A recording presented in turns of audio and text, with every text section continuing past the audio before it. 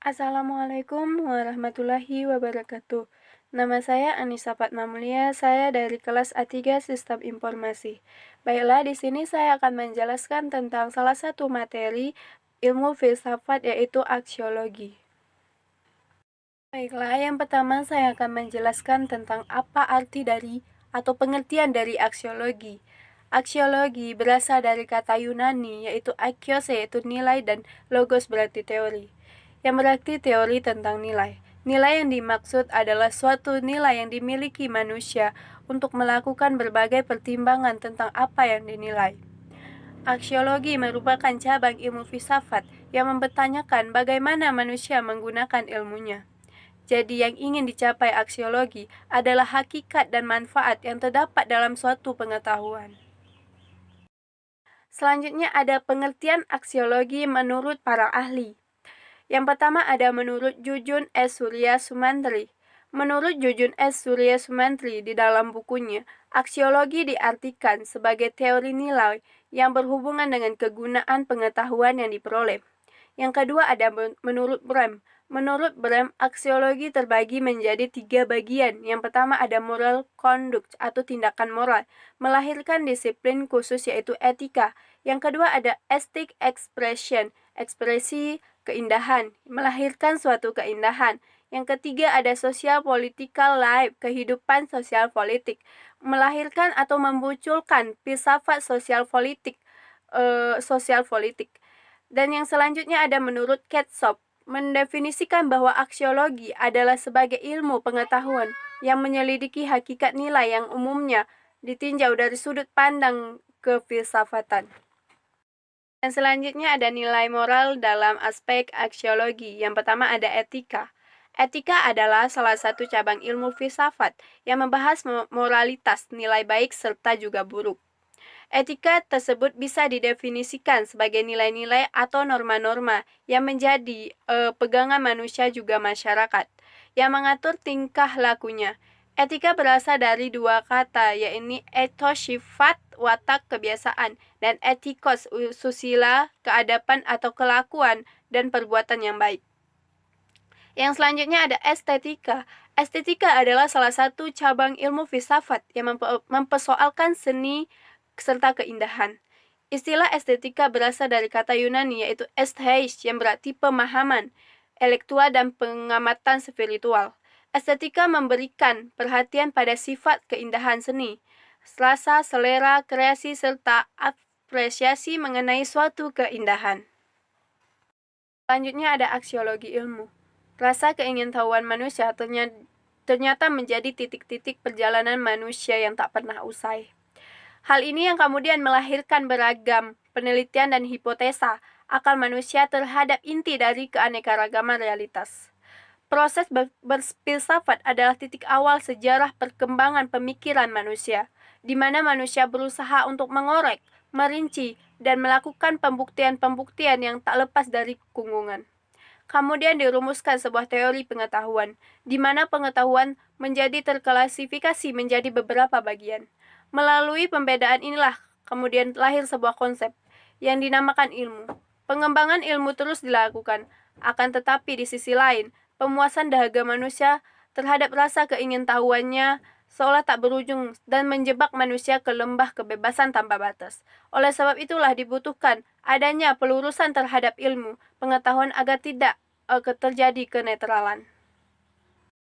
Dan sejak saat pertumbuhan ilmu sudah terkait dengan masalah moral, salah satunya contoh ketika Copernicus pada tahun 1473 sampai 1543 mengajukan teorinya tentang kesemestaan alam dan menemukan bahwa bumi yang berputar mengelilingi matahari dan bukan sebaliknya. Seperti yang dinyatakan dalam ajaran agama, maka timbullah interaksi antara ilmu dan moral yang bersumber pada ajaran agama yang berkonotasi metafisik. Selanjutnya ada fungsi ilmu. Teori mempunyai 3 fungsi, dilihat dari kegunaan teori tersebut dalam menyelesaikan sebuah masalah. Yang pertama ada teori sebagai alat eksplanasi. Dalam fungsi ini, teori berusaha menjelaskan melalui gejala-gejala yang timbul dalam satu permasalahan. Yang kedua ada teori sebagai alat peramal. Dalam fungsi ini, teori memberikan bentuk-bentuk prediksi yang dilakukan oleh para ilmuwan dalam menyelesaikan suatu masalah, misalnya isu global warming. Yang ketiga, teori sebagai alat pengontrol. Dalam fungsi ini, ilmuwan selain mampu membuat ramalan berdasarkan eksplanasi gejala juga dapat membuat kontrol terhadap masalah yang terjadi.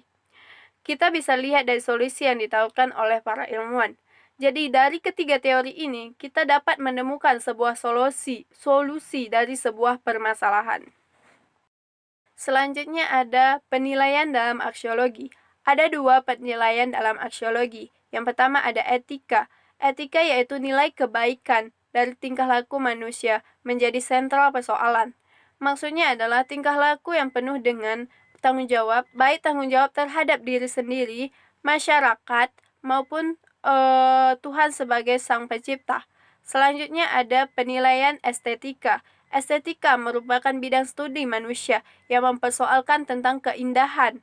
Keindahan mengandung arti bahwa di dalam diri segala sesuatu terdapat unsur-unsur yang tertata secara tertib dan harmonis dalam satu kesatuan hubungan yang utuh dan menyeluruh. Yang selanjutnya ada kegunaan aksiologi terhadap tujuan ilmu pengetahuan. Nilai kegunaan ilmu untuk mengetahui kegunaan filsafat ilmu atau untuk apa filsafat ilmu itu digunakan, kita dapat memulainya dengan melihat filsafat sebagai tiga hal, yaitu filsafat sebagai kumpulan teori, digunakan memahami dan mereaksi pemikiran dunia, dan selanjutnya filsafat sebagai pedoman hidup, dan filsafat sebagai metodologi dan memecahkan sebuah masalah.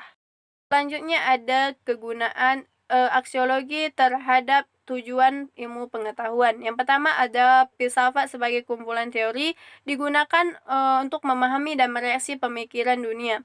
Jika seseorang hendak ikut membentuk dunia atau ikut mendukung suatu ide yang membentuk suatu dunia, atau hendak menentang suatu sistem kebudayaan atau ekonomi serta sistem politik, maka sebaiknya mempelajari teori filsafatnya. Inilah kegunaan mempelajari teori-teori filsafat ilmu. Yang kedua ada filsafat sebagai pedoman hidup. Filsafat dalam posisi yang kedua ini, semua teori ajaran diterima kebenarannya dan dilaksanakan dalam kehidupan. Filsafat ilmu sebagai pandangan hidup gunanya ialah untuk petunjuk dalam menjalani kehidupan. Yang selanjutnya ada filsafat sebagai metodologi dalam memecahkan masalah. Dalam hidup ini, kita menghadapi banyak masalah. Bila ada batu di depan pintu, setiap keluar dari pintu itu kaki kita tersandung, maka batu itu adalah masalah. Kehidupan akan dijalani lebih enak bila masalah itu dapat diselesaikan. Ada banyak cara menyelesaikan masalah, mulai dari cara sederhana sampai yang paling rumit. Bila cara yang digunakan amat sederhana, maka biasanya masalah tidak terselesaikan secara tuntas. Penyelesaian yang detail itu biasanya dapat mengungkap semua masalah yang berkembang dalam kehidupan manusia. Yang terakhir ada kaitan aksiologi dengan filsafat ilmu. Nilai itu bersifat objektif, tapi kadang-kadang bersifat subjektif.